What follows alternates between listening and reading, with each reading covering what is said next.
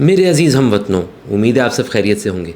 Breaking news लेकर आया हूँ। For the first time since 7 मई इंडिया ने क्लियरली एक्सेप्ट किया है कि पाकिस्तान ने उनकी पिटाई की थी और उनके जेट्स तबाह कर दिए, जेट्स गिरा दिए, प्लेन गिरा दिए। जब पहले यही बात हम पाकिस्तानी बता रहे थे तो किसी इंडियन को यकीन नहीं आ रहा था, क्योंकि उनकी नज़र में तो चीखता चिंगाड़ता अर्नब गोस्वामी ही सच्चा है। फिर बहुत सारे इंटरनेशनल इंडिपेंडेंट जर्नलिस्ट ने कहा कि देखें सर, आपके राफेल गिर गए हैं, आपको यकीन नहीं आया क्योंकि आपकी नज़र में आपका सोशल मीडिया सच्चा था। भाई एंड में फ्रांस ने तक के कहा कि आपके राफेल गिरे हैं, तब भी आपको यकीन नहीं आया क्योंकि आपकी नज़र में मोदी सच्चा था। वो आदमी जो भरे मजमे में एक दूसरे मुल्क की यूथ को कहता है कि रोटी खाओ वरना मेरी गोली तो है ही, रोटी खाओ वरना मेरी गोली तो है ही।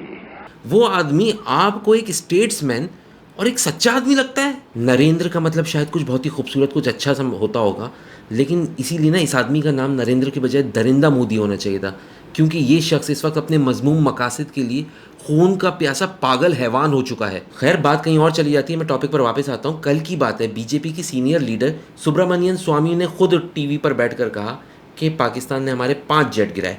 लीडर ऑफ अपोजिशन ने एक बात बोली कि हमारे जहाज गिरे हैं, कितने गिरे हैं बताइए। 5 पाकिस्तान ने अपने जहाज को बेचकर गिराया था हमारा।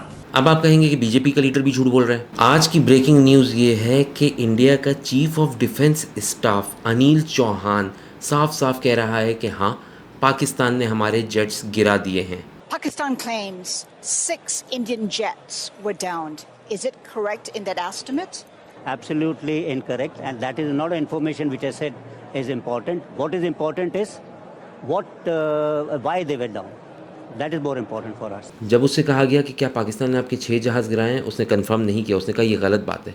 हो सकता है कि बीजेपी के सुब्रमण्यन स्वामी की बात सही हो कि 5 हैं। अब शायद इंडिया वाले उसको भी झूठा बोलेंगे। मुझे समझ नहीं आ रहा आप इंडिया वाले क्यों इस बात की स्लाइटेस्ट पॉसिबिलिटी को भी एक्सेप्ट नहीं कर सकते कि आपका पीएम एक ईविल आदमी है।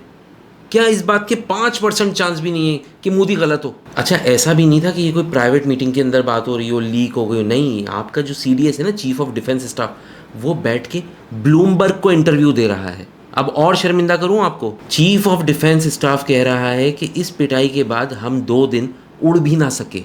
The good part is that we are able to understand the tactical mistake which we made, remediate, rectify it, and then implement it again after 2 days and flew all our jets again targeting at long range, which I said. मेरी आपसे ये humble request है कि please हकीकत को accept करना सीखो, वरना रोज़ कुदरत और यूनिवर्स आपको ऐसे नज़ारे दिखाएगी, आपकी अपनी हकीकत आपके सामने लेकर आएगी, आप एम्बैरेसमेंट की नई एग्जाम्पल्स देख रहे होगे। अब एक ज़रा ऐसे टॉपिक की तरफ आते हैं जिसमें बहुत सारे सवालों के जवाब नहीं मिल पा रहे। कुछ दिन से बहुत से पाकिस्तानियों के अकाउंट ये बात इम्प्लाई कर रहे हैं कि एक specific female Indian celebrated pilot Pakistan की कस्टडी में है। अजीब सी बात यह है कि इस मामले पर इंडिया की साइड से बिल्कुल खामोशी है। अगर इंडिया चाहता तो वो इस पायलट का एक अच्छा सा वीडियो इंटरव्यू लेकर हमारे मुंह पे मार देता, हमारे दिल में जो शक व शुबात और जो सवालात हैं उनको दूर कर देता, लेकिन उसने ऐसा नहीं किया। जिस पायलट की बात हो रही है ना, उसने रीसेंट पास्ट में बहुत सारे इंटरव्यूज़ भी दिए हैं, बहुत फेमस भी है। तो ऐसा भी नहीं कि वो कोई शर्मीली है जो कि बोल रही है कैमरा शाय हूँ, मैं बाहर नहीं आऊँगी। तो एक छोटा सा इंटरव्यू दे देते, क्या दिक्कत थी? आखिर इस खामोशी की वजह क्या है? क्यों है ये खामोशी? पहले की प्रैक्टिसेस देखी जाए तो इंडिया हमेशा प्रूफ ऑफ लाइफ देता था, लेकिन इस बार कुछ भी नहीं। इस मामले पर मैं अपनी फौजी क़यादत पर पूरा ईमान रखता हूँ। अगर वो कह रही है कि हमारी कस्टडी में कोई फ़ीमेल पायलट नहीं है तो नहीं है। पाकिस्तानी मिलिट्री ने कैटेगोरिकली ये सारी र्यूमर्स को डिनाई कर दिया है। तो चलें एक हाइपोथेटिकल सिनेरियो डिस्कस करते हैं, एक थ्योरी डिस्कस करते हैं कि अगर एक ऑल्टरनेटिव रियलिटी ऐसी हो जिसमें वाकई एक Indian female celebrated pilot Pakistan की कस्टडी में हो, तो फिर क्या होगा? मेरे हिसाब से एक प्रॉपर फुल फ्लेज वॉर होती। मैं बताता हूँ कैसे। सबसे पहला और सबसे बेसिक मसला है पायलट का जेंडर, और दूसरा मसला है उसका सेलिब्रेटेड होना। पाकिस्तान और इंडिया में हमारी इज़्ज़त और ऑनर जो है ना, वो एक खातून से एसोसिएटेड होता है।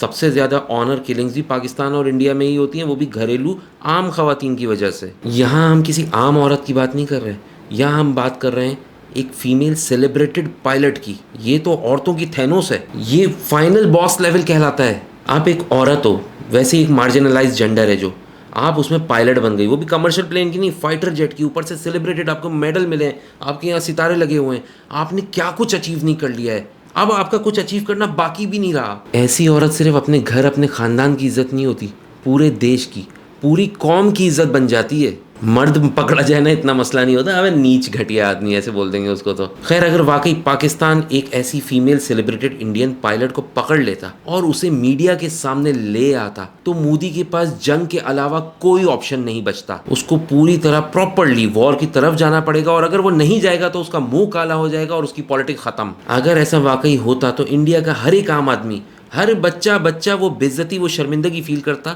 जो मोदी जी के नसीब में आई थी। मेरा ओपिनियन ये है कि अगर वाकई इस तरह की कोई पायलट पकड़ी जाती तो पाकिस्तान उसे कभी लाइमलाइट में नहीं लाता। पाकिस्तान बहुत ही तेज़ है, पाकिस्तान उसका इस्तेमाल करके कोई डील क्रैक करता। लेकिन अगर फिर भी जंग अवॉइड नहीं हो सकती तो हमारे पास बच्चा क्या है खोने को, मीडिया परेड कराओ पायलट की।